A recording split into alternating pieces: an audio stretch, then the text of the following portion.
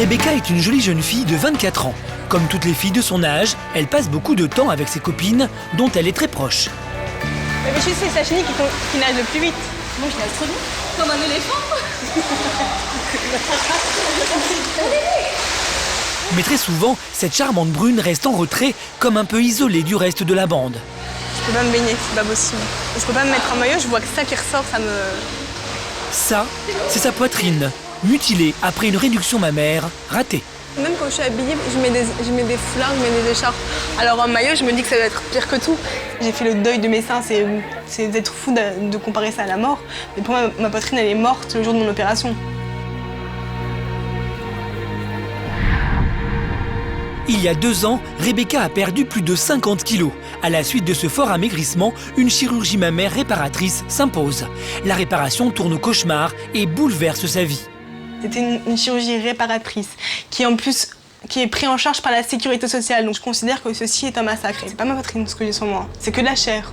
C'est de la chair rafistolée et rafistolée bizarrement. Cicatrices jusque sur les côtes, seins de 2 bonnets différents et asymétriques, mamelons atrophiés, c'est un véritable ratage avec des douleurs insupportables.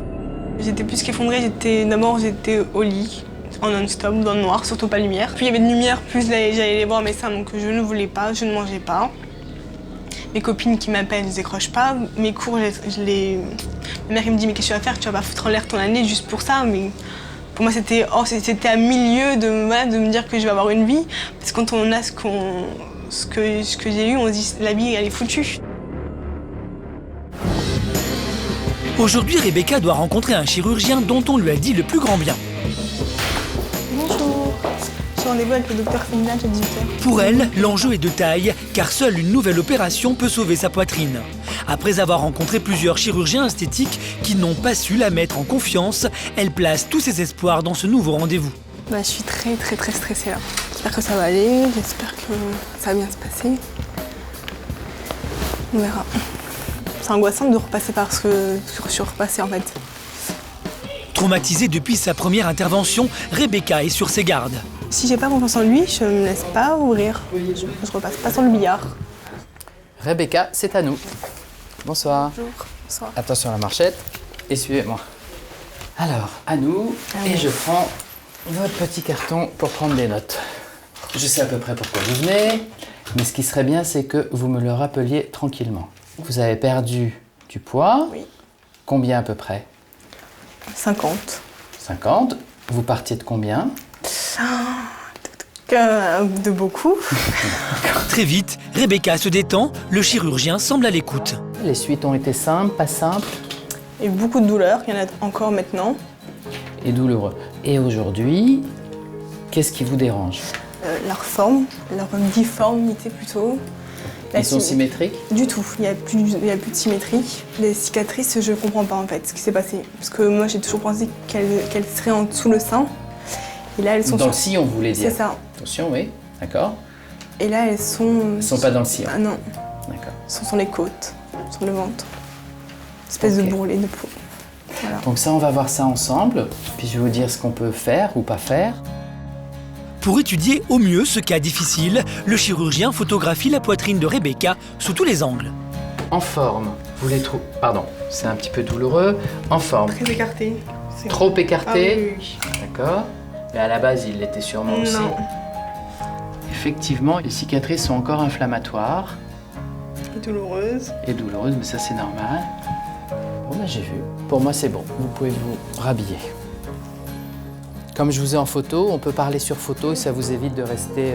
D'après le chirurgien, une reconstruction est envisageable. Ces cicatrices rouges et mal placées, il n'y a aucune raison que ça évolue. Voilà. Donc, on peut décemment envisager de les reprendre. Voilà, c'est le mot savant, reprise pour ce type d'intervention. Opérer un ratage, entre guillemets, est-ce que c'est une pression supplémentaire pour vous ou pas? Évidemment. Alors, opérer des patients en deuxième intention, d'accord? Oui, bien sûr que c'est une pression supplémentaire. On n'opère pas des tissus sains, d'accord? Donc, sur le plan technique, on n'opère pas des tissus sains. L'opération est tout de même plus complexe qu'une première fois, bien évidemment. On passe dans les traces. Pardonnez-moi, c'est un peu comme au ski, mais c'est vrai que vous passez dans les traces de quelqu'un. Donc, dans un slalom, c'est quand même mieux d'être le premier. Et Après, sur le plan tactique, encore une fois, la patiente avait mis des espoirs qu'elle nous a très bien expliqués dans sa première intervention. Vous imaginez bien qu'elle en met probablement le double dans la seconde. Mais l'idée aujourd'hui, et je ne suis pas un redresseur de tort, bien au contraire, mais je pense qu'il faut la remettre sur les rails de la chirurgie plastique. Il faut la réconcilier avec la chirurgie plastique. Une réconciliation qui va prendre du temps. C'est donc lors d'une seconde consultation et après mûre réflexion qu'ils décideront ensemble d'une nouvelle intervention. Allez, à bientôt et bonne réflexion. En attendant cette nouvelle consultation, Rebecca doit impérativement se concentrer sur ses études de géologie. 1, 2. Donc je note ici 2. Étudiante en deuxième année, elle a failli lâcher ses études au moment de son ratage, mais elle s'est accrochée. Mais c'est pas fini. Aujourd'hui, c'est une élève assidue qui prépare les examens qui auront lieu dans quelques semaines. Après les cours, direction la bibliothèque pour notre studieuse étudiante. Si l'éventualité d'une nouvelle opération accapare aujourd'hui son esprit, ces examens ne passeront pas pour autant au second plan. Je peux pas me permettre de rester 10 jours à IT si j'ai pas mes examens qui sont déjà passés. Il faut que je les passe avant pour avoir l'esprit plus au clair. C'est un double challenge. C'est le challenge de valider mes études et de me faire réopérer. C'est les deux.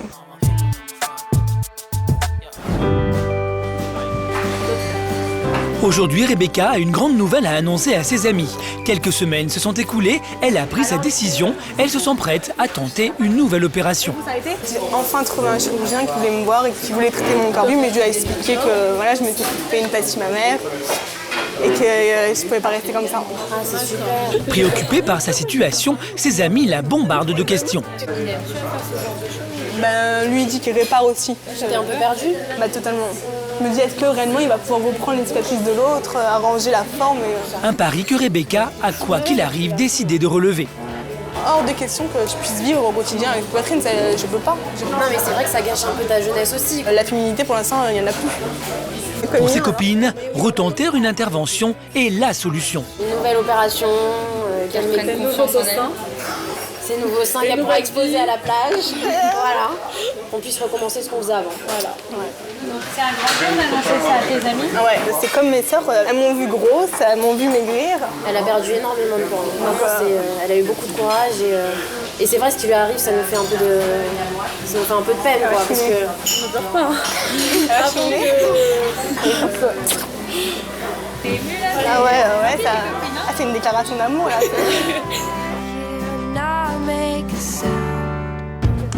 Voilà. Avant son opération, comme toutes les filles de son âge, Rebecca adorait faire du shopping, un passe-temps qui depuis ne lui procure plus aucun plaisir. Ses copines viennent de craquer devant une vitrine de lingerie. Désireuse d'aller de l'avant et de surmonter son complexe, Rebecca se fait violence pour les suivre. Voilà. Mais une fois à l'intérieur, sa gêne est palpable. C'est très dur d'aller dans ce genre de magasin. Je suis très mal à l'aise, je suis pas bien, je suis pas à ma place là. Il y a plein de soutiens-gorge, non. Je peux pas. Je vais regarder quoi? J'ai un sein qui fait du B, un sein qui fait du C, je peux pas. Il n'y a pas de forme. Les cicatrices, elles sont tellement basses que quoi qu'il arrive, je vais avoir un truc qui va taper dessus, je peux pas. Oui, ça va vachement bien. Tu veux pas essayer? Non. Sous la pression de ses amis, elle se force à passer en cabine. Allez, ça, fais-nous plaisir. Ça te fera peut-être du bien. Regarde ce que ça donne au moins, tu peux... Mais il n'y a personne qui vient. Ah non. Non. Tu nous appelles? Ça fait des mois et des mois déjà qu'on n'était pas rentrés dans un magasin ensemble. Et surtout d'avoir essayé un soutien-gorge. Ouais, qu'elle accepte. Ouais. Mais au moment de sortir de la cabine, l'épreuve est trop difficile. Alors, qu'est-ce que ça donne? Ça donne rien. Tu nous montres? Je suis pas à l'aise, non, je suis pas bien. Non, je sais que je suis relou. Non, vous m'avez forcé à essayer. Non, de mettre un soutien-gorge, ça matérialise les deux horreurs que j'ai. J'attends de me faire réopérer pour redevenir une femme, acheter des sous-vêtements. Reprendre sa vie d'avant, pas si facile, même avec de la volonté. J'ai été grosse, mon corps ne me dégoûtait pas. Je me fais opérer et c'est là où mon corps me dégoûte. C'est paradoxal quand même. C'est plus que dur, c'est hyper traumatisant. Comme elle est étudiante, Rebecca vit toujours chez sa mère. Dès le début des problèmes, elle a cherché à sortir sa fille du désespoir et a contacté le chirurgien qui avait opéré pour tenter de trouver une issue. De toute façon, pour qu'il souffre, on continue à vivre malgré tout, là. C'est ce que j'ai dit, on va pas se lamenter, on va pas faire les pleureuses à la maison, la vie elle reprend le dessus et puis on cherche des solutions. En retour, voici la réponse du chirurgien. À l'évidence, cette jeune fille n'a pas intégré qu'une perte de poids massive induit une altération des tissus et qu'une opération faite dans le service public et sans implication autre que de rendre service ne peut être garantie ni exigée. C'est pas normal de faire ça tout court et de pas de reconnaître. Ça, c'est terrible. C'est un deuxième traumatisme sur le traumatisme de l'acte chirurgical qui, pour moi, est un gros ratage. Et pour être reconnue en tant que victime, Rebecca et sa mère tentent aujourd'hui de se renseigner sur les démarches juridiques possibles en vue d'une éventuelle réparation. Elles cherchent donc une association qui pourrait les aider. Oui, allô, bonjour. J'appelais pour avoir quelques renseignements, s'il vous plaît. Alors voilà, en fait, je me suis fait opérer d'une plastie mammaire en février. Et ça s'est très mal passé après avec le chirurgien et les résultats, ils sont pires que ce que c'était à la base et avant. Donc j'aimerais savoir quels étaient mes recours pour entamer après une procédure. Mon problème, il est là, c'est que j'ai 25 ans et que je peux pas rester avec une poitrine comme ce que j'ai maintenant. Je peux pas me faire opérer et après entamer une procédure, même si j'ai des photos. Non. Bon. Ben voilà, ils m'ont dit que je pouvais pas me faire réopérer tout de suite et qu'il y avait beaucoup de démarches pour arriver à ça, pour arriver enfin à porter plainte et compagnie. Ça veut dire qu'il faut attendre que je reste comme ça 2 à 3 ans parce qu'il y a beaucoup d'expertises et lui il fera des contre-expertises et tant que ça passe par jugement, que si lui fait appel ou si moi je fais appel. Donc de toute façon je peux pas rester comme ça. Une attente impossible car au-delà de l'aspect esthétique, la gêne et la douleur sont permanentes. Je vais pouvoir redormir sur mon ventre, dormir tranquillement, ne pas avoir mal dès qu'on m'approche le sein, ne pas devoir faire attention dans le métro parce que si jamais quelqu'un qui s'approche trop de ma poitrine, j'ai avoir très peur d'avoir mal. Ça joue, j'ai pas de patience, j'ai pas envie encore de souffrir. Je préfère totalement renoncer à la démarche et me faire opérer et oublier ce qui s'est passé et passer à autre chose.